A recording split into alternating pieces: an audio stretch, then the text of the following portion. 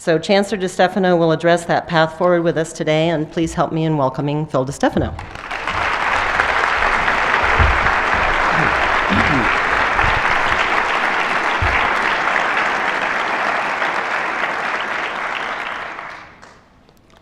Thank you, Francis, and good morning to all of you. I really appreciate your coming out this morning for the State of the Campus address. I want to begin by recognizing my wife, Yvonne, who's with us today. Yvonne.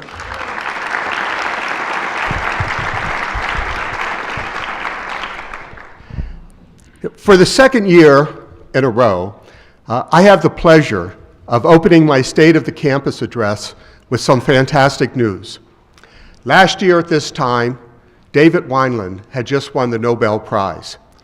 This year, we celebrate again. We are still feeling the great excitement and immense pride in our 8th MacArthur Fellow, Anna Marie Ray. Dr. Ray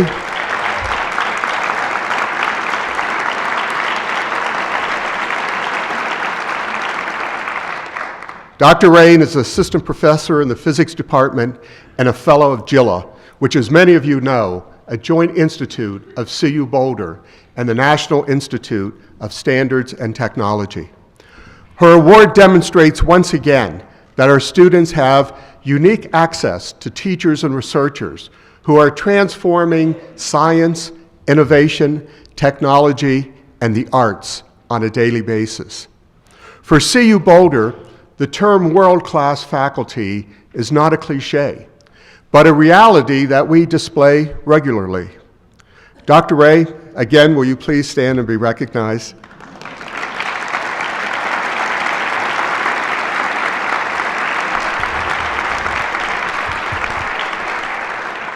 Congratulations to you. In my State of the Campus last year, I called for the university community to come together to reach our biggest goals and solve our most pressing challenges, which you have done many times over. In the last month, we have demonstrated our unity in many ways with our response to a 100-year flood that devastated our community. The community at large suffered greatly with a record number of homes damaged or lost, and tragically, loss of life. At the university, we were fortunate there were no serious injuries. While 102 buildings had some damage, we were able to safely reopen the campus after closing for 2 days, thanks to the efforts of the entire campus community. Your hard work and devotion resulted in the smallest interruption possible to students pursuing their degrees. While the campus got through the flood largely unharmed, we know that many in our university community continue to struggle individually with the flood's devastation. Off campus, there were many students, faculty, and staff who were personally impacted, who lost property, including homes and personal possessions. Yet many continue to carry out their duties and studies, while their personal losses remain heavy on their minds and in their hearts. As a campus community, we have not forgotten them. We have turned our compassion into action. A disaster recovery fund was quickly established for students, faculty, and staff in need. We have had over 1,200 donors to that fund, many of whom are in this room today. We established a flood information webpage as a resource. We postponed the football game to allow our community time to cope with the disaster, and student athletes and athletic department staff served lunch to campus evacuees and emergency responders. As Coach McIntyre said so aptly, there are more important things than football. The CU student government helped to staff our resource tables, set up giving match challenges, and contributed $40,000 to a fund to support students who were impacted. And I would like to recognize CUSG's tri-executives, Christopher Schaefbauer, Ellie Roberts, and Marco Dorado for their leadership. And I know a few of you are here, so please stand and be recognized.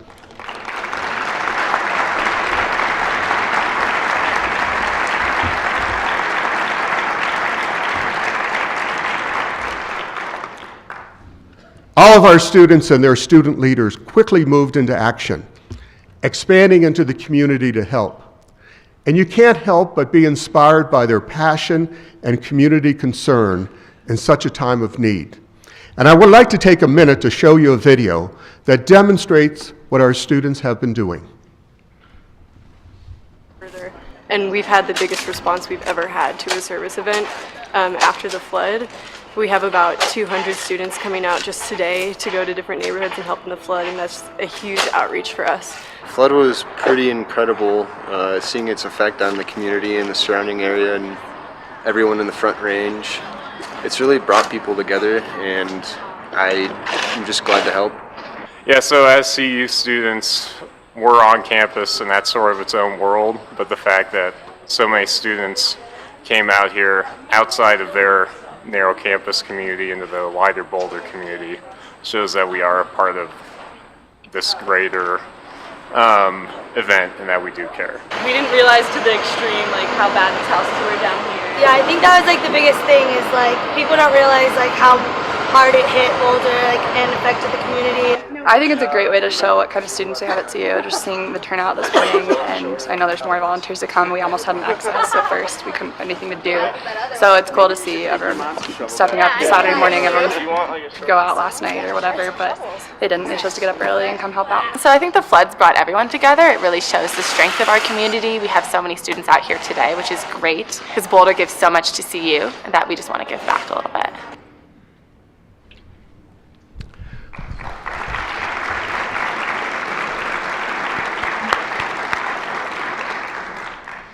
So our preparation and training paid off for a day we hoped we would never see. But the most important aspect of our response was the unity we showed in a very challenging and difficult time. And it's heartwarming to see people come together in a time of crisis. And we were certainly witness to that this month at the University of Colorado Boulder. It will go down in our history as a defining moment for our campus. Across the campus, from student government to administration offices, faculty to the registrar, communications to housing and dining, you all came together to help us through this crisis. Our staff was downright amazing, and I want to thank you, all of you, for your dedication to the university.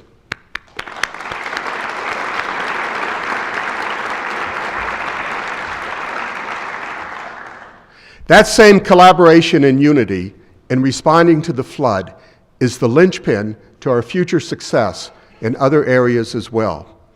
Last year I talked about the need for campus partnerships to create innovations and how we effectively deliver higher education in a dynamically changing market.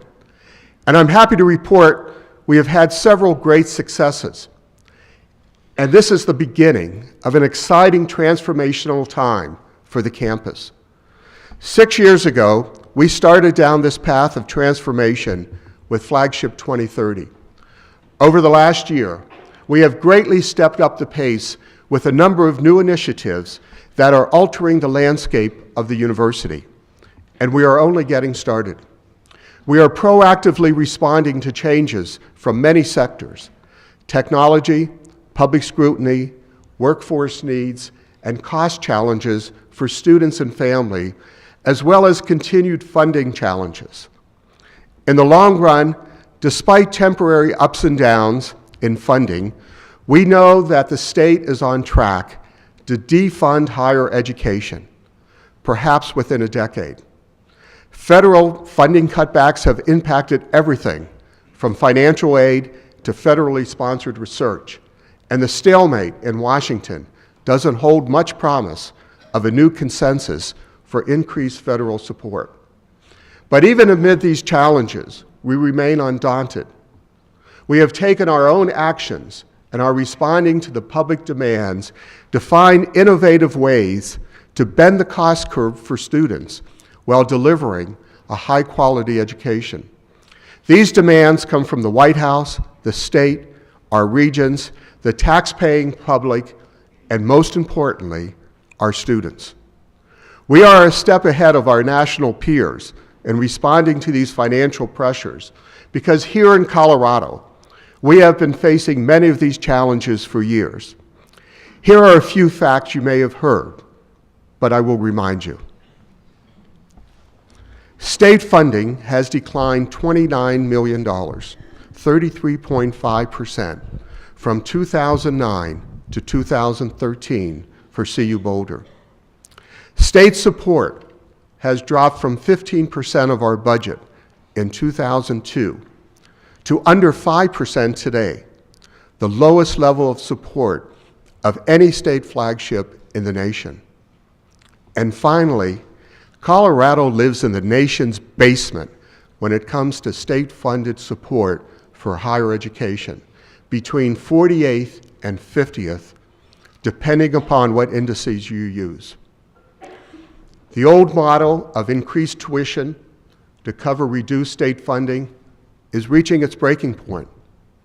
The times demand that we find other ways to meet or even reduce our expenses and creatively grow revenues through strategic partnerships with the private sector. We are poised to meet these times because we have a well-documented tradition of innovation at CU-Boulder. Last year, I called upon all of you to think differently about how you do your work and how we might change our work processes to more effectively serve our students and support our faculty and staff.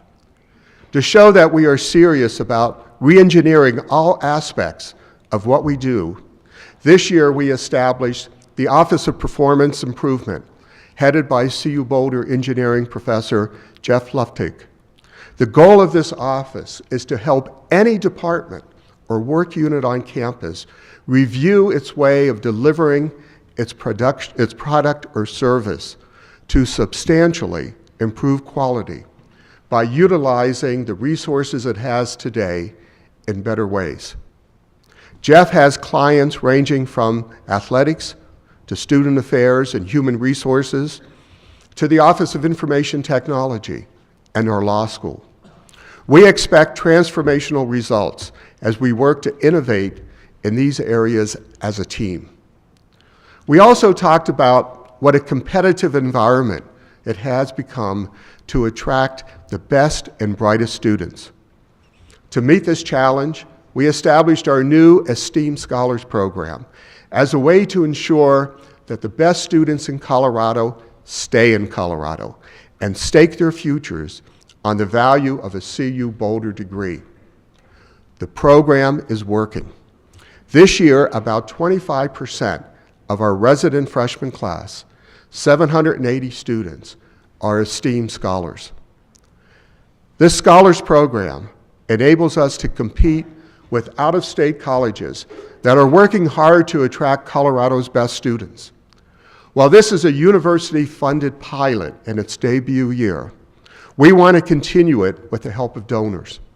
We believe it was key to helping us attract one of the largest and also our most diverse freshman class with 5,846 students.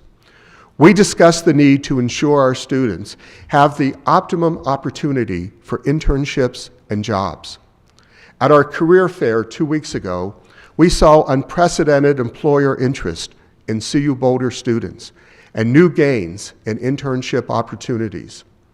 Interest in CU-Boulder students and alumni continue to grow even during the recession. And this is a credit to our academic reputation, the success of our graduates in the market, and the dedicated outreach to employers by Career Services.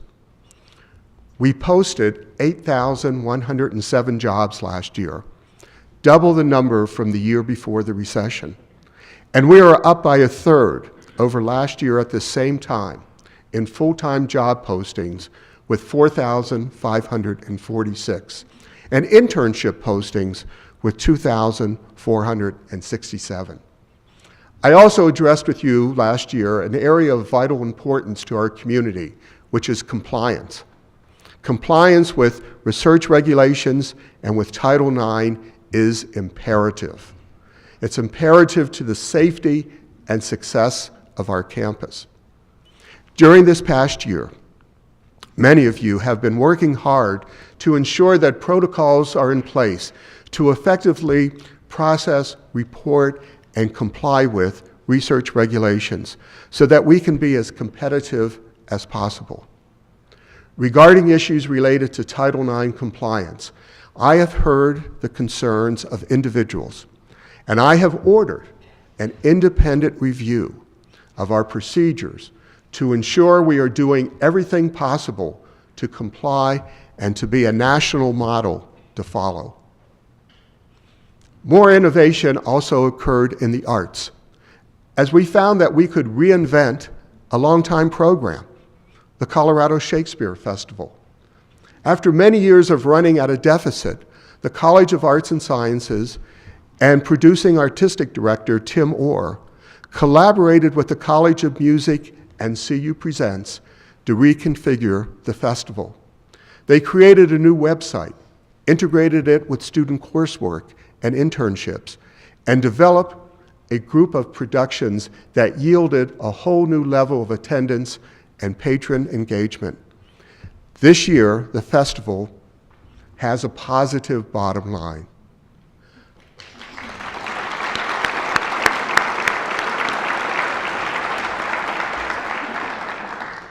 Across campus, we brought new leadership to athletics with our new athletic director, Rick George.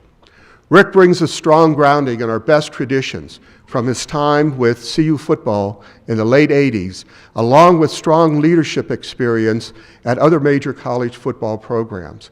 Also with the PGA Tour and with the Texas Rangers in Major League Baseball. Rick brings new vision, energy, and excitement to our athletic department.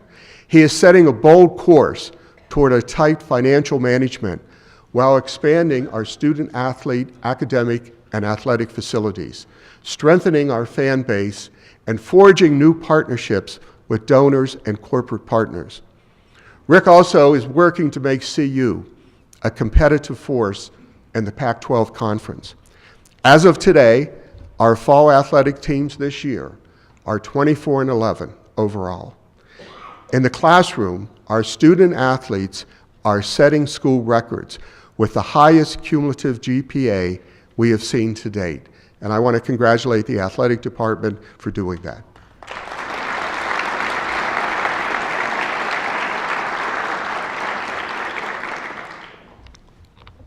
Seeking the same level of boldness and vision for our academic mission, we launched the Chancellor's Strategic Advisory Council to help us determine how we can make innovations and how we serve students, identify new sources of revenue, and find ways to build our reputation in Colorado and around the world.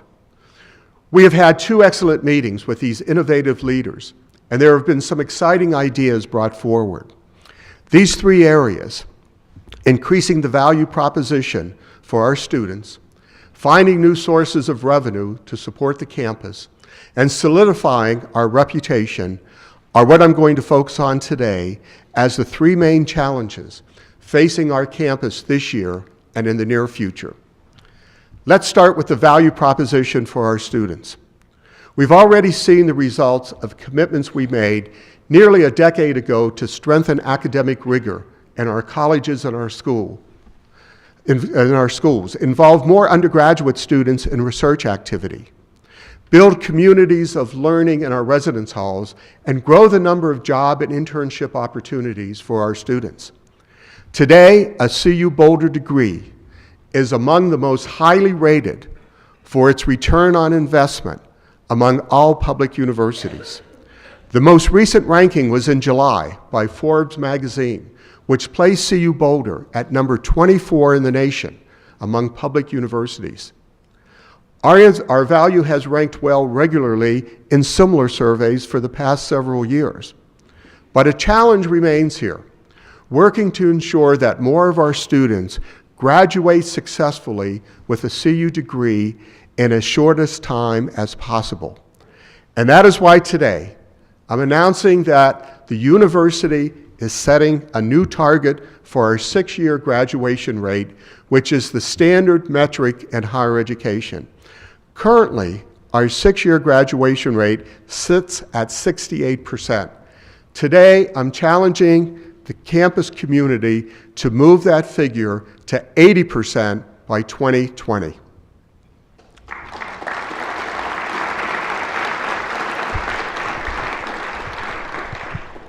An 80% graduation rate is clearly an aggressive goal, and there are many components. The first is to ensure that we continue our successful growth of diverse students so that they increase from 29% of our Colorado resident freshmen this year to a level that matches the diversity among Colorado high school graduates of 31%. Here you see a slide provided by the Office of Diversity, Equity, and Community Engagement. We are within striking distance of meeting that goal. Here you see the Colorado high school class represented with the blue line at 31% underrepresented students. The black line shows CU-Boulder's resident freshmen at nearly 29%. Further, the gold bars on the bottom of the chart show that the percentage of underrepresented students in our entire freshman class has risen from 16% in 2007 to nearly 23% today. However, diversity is not simply a numerical goal. It is the measure of a rich educational experience, giving students the opportunity to share different perspectives, opinions, backgrounds, and cultures in and out of the classroom. We are placing a high priority on increasing the enrollment and graduation rates of our diverse students. It is imperative that if we are to succeed as a top-notch university in the 21st century, we deliver on the promise of a valuable and timely degree to all of our students. There are several other key components to achieving this. First, the development of a highly effective advising system. We talked about this goal last year, and this year we began the process of transforming our academic advising services. This effort is based on a comprehensive 12-month review of national academic advising best practices. We will begin a pilot in the spring with peer advisors from various disciplines residing in one central location with hours convenient for students to provide drop-in advising. Second, Provost Russ Moore and Arts and Sciences Dean Steve Lee are working on eliminating curriculum redundancies, increasing credit hour production, and revisiting our core curriculum to ensure better learning outcomes while simplifying the arts and sciences core. Third, to increase freshman retention, the Boulder Faculty Assembly, led by engineering professor Paul Shanowski, recently recruited 120 volunteers, faculty volunteers, to serve as mentors, to serve more than 1,000 incoming freshmen for the purpose of providing guidance to students in one of the most critical times of their undergraduate careers. And Paul, I want to thank you and the BFA for doing that.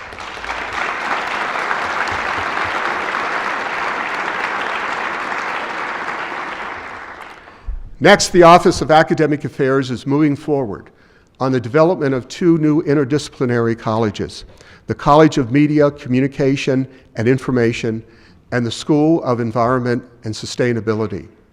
By creating interdisciplinary colleges and schools that offer dynamic curricula and emerging fields of study, we can help students focus their work and efforts toward graduation.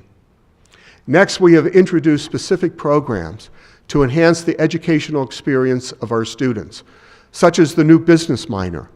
This was in such high demand among our students that the classes filled up within 2 days with 150 students from different majors around the campus.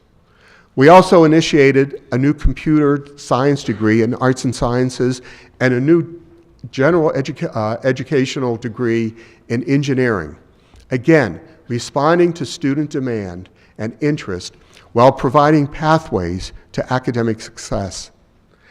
And finally, we are committed to examining how we deliver education using all of our tools, traditional, online, cross-disciplinary, as well as outreach and partnerships.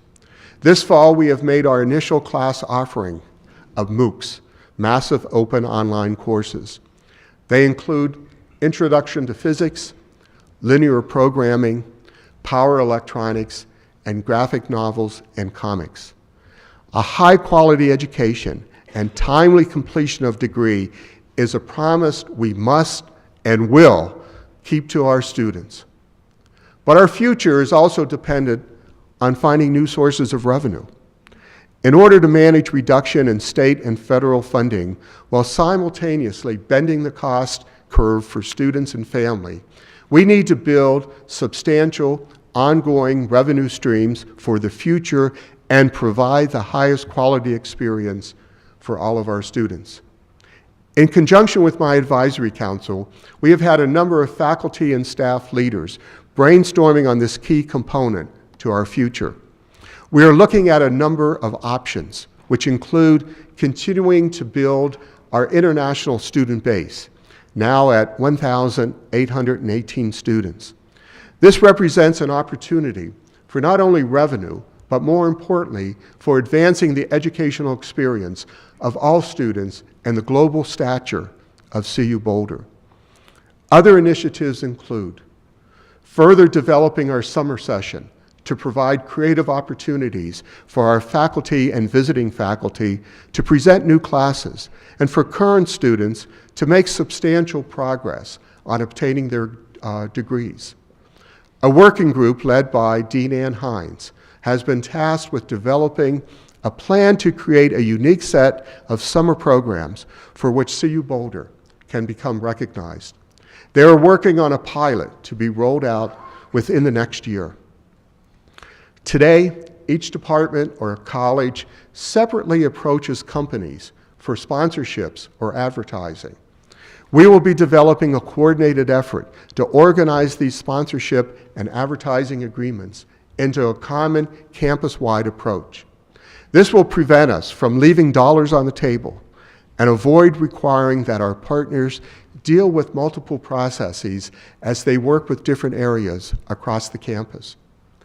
In collaboration with our faculty, we will intensify our efforts to identify new research opportunities emerging from the federal government.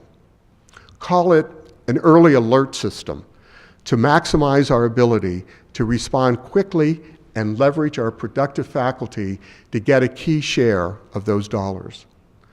Last year, I told you that we want to take our industry-sponsored research agreements from $20 million a year to $100 million a year. As a first step, we have implemented the new Office of Industry Collaboration, headed by Caroline Himes, to maximize the ease with which industry can engage with our university and our opportunities for sponsored research. Over the coming year, we will put a full engagement strategy in place to deliver new research partnerships to the campus. And finally, a key element in building a new revenue model for the future is a new fundraising initiative. This includes an annual fundraising goal of $100 million and doubling our endowment. With that in mind, I've established 6 top fundraising priorities for the campus for this year. We were recently designated a national demonstration site by the Association of American Universities for improving undergraduate STEM education. I've identified STEM education as one of my top opportunities to differentiate CU-Boulder. Our next priority is creating ongoing funding for our STEAM Scholars Program, which I mentioned earlier, with a goal to build an endowment of $10 million, an investment in keeping Colorado's best students right here at CU-Boulder and keeping CU a top public university in the nation. In biotechnology, the Jenny Smalley Carruthers Biotech Building, which opened in the spring of 2012, remains a fundraising priority. At CU-Boulder, researchers collaborate within and beyond the campus in pursuit of solutions to the long-term health and wellness challenges of the human world. Their efforts have led to life-changing discoveries in cancer treatment, vaccine delivery, cartilage regeneration, and chronic pain treatment, among many others. This year, we are beginning construction of the Sustainability, Energy, and Environment Complex, also known as SEEK, with a $15 million fundraising goal. It will bring together cross-disciplinary researchers in environment, energy, and sustainability with federal lab partners like NOAA and NREL. It will tackle the urgent issues of oil and gas production, water availability, sustainable energy, and climate change, all areas vital to Colorado, the nation, and the world. It will also provide labs and classrooms for the Environmental Studies program, our fastest growing major. In athletics, we have a short-term goal to raise $50 million for facilities to enhance the experience of student athletes and our fans and stakeholders. The first phase will encompass an academic center at Dale Ward, with an expansion of athletic offices and practice facilities. These are important investments to ensure a competitive future in the Pac-12 Conference while attracting new donors, fans, and community partners. Aerospace is an area of growth for the state and the university.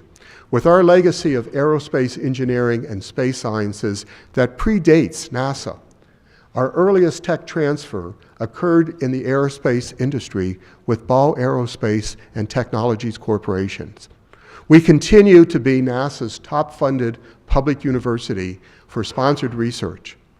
This represents real growth in aerospace engineering for us, and we have a fundraising goal of $35 million to build a new aerospace engineering facility.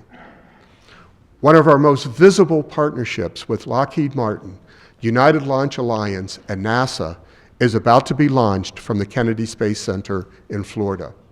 The next Mars Explorer, MAVEN, the Mars Atmosphere and Volatile Evolution Mission, is a $671 million contract, the biggest in our history. And I hope you will all come to view a live broadcast of the launch right here in the Glenn Miller Ballroom on November 18th. The third area I want to speak about today is managing our reputation. Our reputation begins at home, right here on the campus. It is important for us to keep working and making progress on issues of diversity and inclusion so that our diverse faculty, staff, and students feel welcome and fully invested in the university community. It is equally important that we have a safe community. We must continue our partnerships with city and county law enforcement and first responders who proved so vital during the recent flooding. And I'm asking everyone, students, faculty, and staff, to contribute to the campus environment so that it is a safe and welcoming place for all. Fundamental to our overall reputational success is our research reputation. We are currently ranked among the top 20 research universities in the United States in terms of productivity and citations of the work of our faculty. In order to maintain that ranking, as I mentioned earlier, we need to be very good at identifying research opportunities and going after them in an aggressive manner. To support our researchers and make them more competitive, we have recently embarked on a transformation of the Offices of Contracts and Grants and Sponsored Projects Accounting. Our goal is to provide a top-notch sponsored research administration that is second to none. We have invested in new management, new staffing, and additional IT resources so that we have the kind of support our researchers need to compete at the highest level. Also key to our reputation is a consistent messaging platform for the campus. We want to distinguish CU-Boulder as a comprehensive research university through consistent and dynamic messaging. Today, I'm announcing the implementation of a group called the Strategic Marketing Alliance.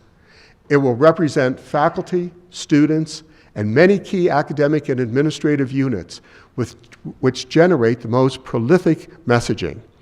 These include admissions, continuing education, alumni, athletics, student affairs, and university communications. I have charged that group with ensuring that communication from the university have a consistent look and feel. Over the next few months, we will be providing detail on a new messaging platform and the process by which your college, school, or department can engage.